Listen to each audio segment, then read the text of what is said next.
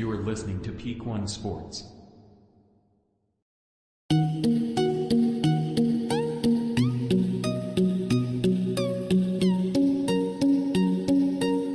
Thank you for listening to this episode of the Sports Page on the Peak One Sports Network.